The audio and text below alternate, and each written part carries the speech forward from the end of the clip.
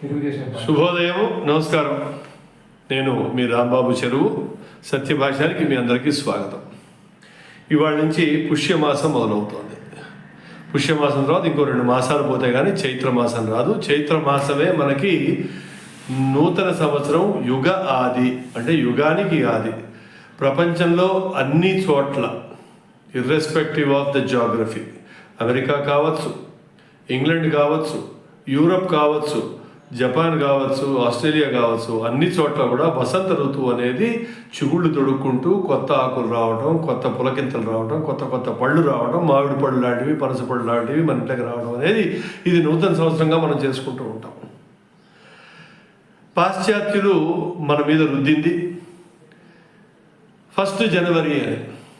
1 జనవరి ఎందుకంటే ప్రపంచమంతా వాళ్ళున్న ప్రపంచంలో అంతా కూడాను మంచు బట్టి, మంచు పొరల్లో ఉండి, దీనావస్థలో ఉండి, ఏదో 25 డిసెంబర్ క్రిస్మస్ చేసుకున్న తర్వాత 5 రోజుల్లో కొత్త సంవత్సరం అనుకుని వాళ్ళు దాన్ని చేసుకుంటూ ఉంటారు.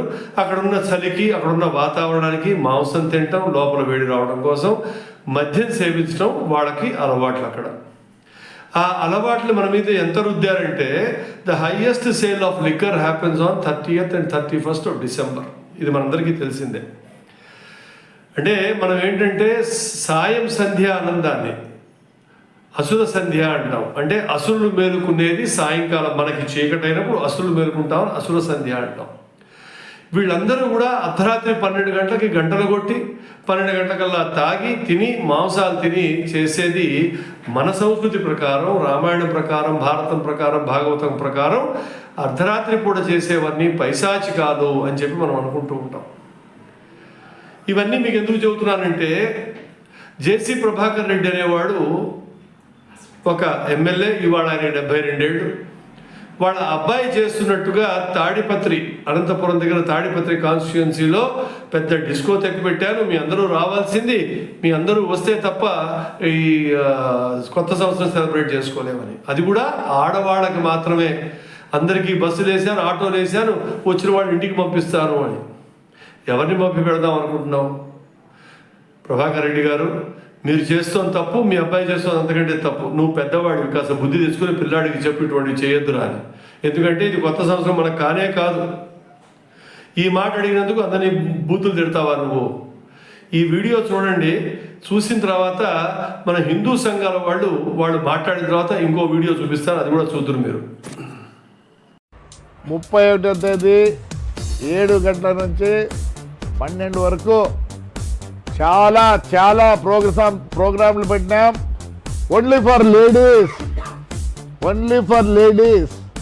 న్యూ ఇయర్స్ జరుపుకోండి, హ్యాపీగా ఉండండి అనే ఉద్దేశంతో వినూతంగా, ఎక్కడ లేని విధంగా మీ ఎమ్మెల్యే గారు అరేంజ్ చేసినారు మీకోసము. ఒక సైడ్ పాటలు పాడుకోవచ్చు, ఇంకో పెద్ద డిస్కో పెట్టినాడు. 6 feet అంటే ఎవరైనా డిస్కో అవన్నీ ఉంటాయి. బ్రహ్మాండంగా ఎగరచ్చు, కొద్దిసేపు ఎంజాయ్ చేయండి అనే ఉద్దేశంతో.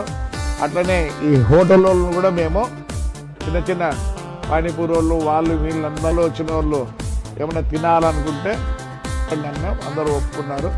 బ్రహ్మాండంగా ఉంటుంది. ప్రతి యంగ్, ఎనర్జెటిక్ అండ్ ఒక్క మగవాడు కూడా లోపలికి రాడు.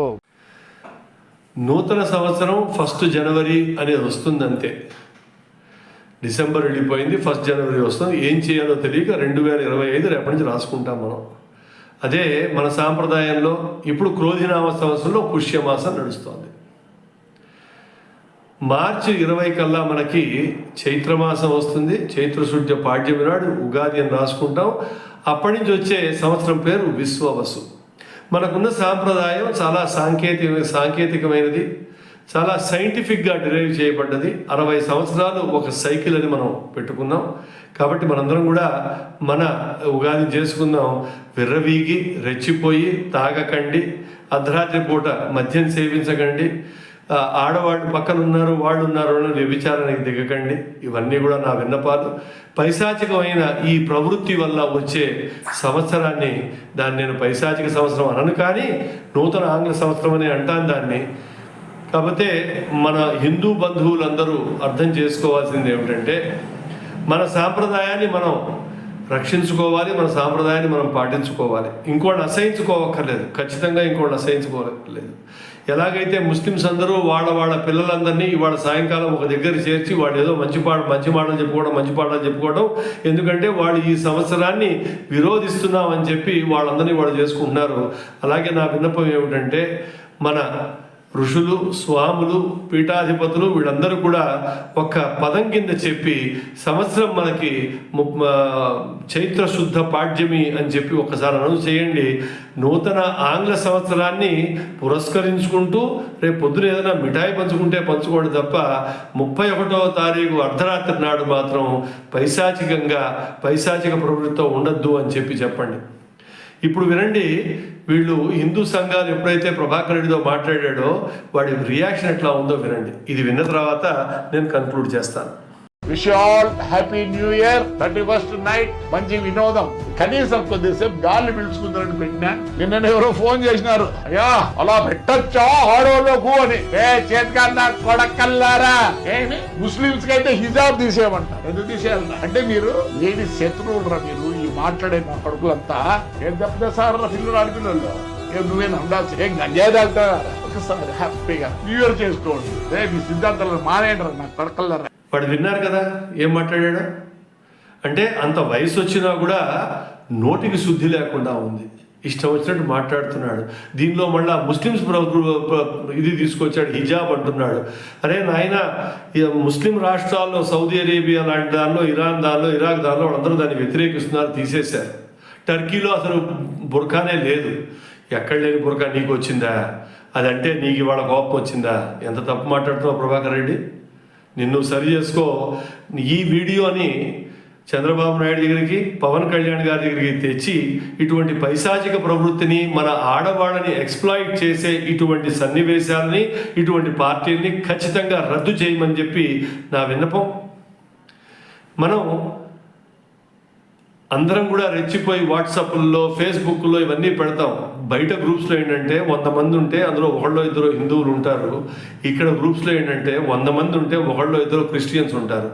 వాళ్ళ కోసం మీరు చెప్పదలుచుకుంటే సెపరేట్గా, ప్రైవేట్గా వాళ్ళకి చెప్పండి, అంతే తప్ప గ్రూప్లో అందరికీ చెప్పకండి దయచేసి. అందరికీ కొత్త సంవత్సరం అని చెప్పకండి. మీ క్రిస్టియన్ ఫ్రెండ్స్ ఉంటే వాళ్ళ వరకు చెప్పుకోండి, వాళ్ళ వరకు ఎంజాయ్ చేయండి, అంతే తప్ప అందరినీ దీనిలో ఇబ్బంది పెట్టకండి. మొదటిసారి కనుక సత్యభాషాన్ని వింటున్నట్టయితే ఈ సత్యభాషానికి సబ్స్క్రైబ్ చేయండి, ఈ వీడియోని లైక్ చేయండి, షేర్ చేయండి. వచ్చే శీర్షిక వరకు ఉంటాను మరి.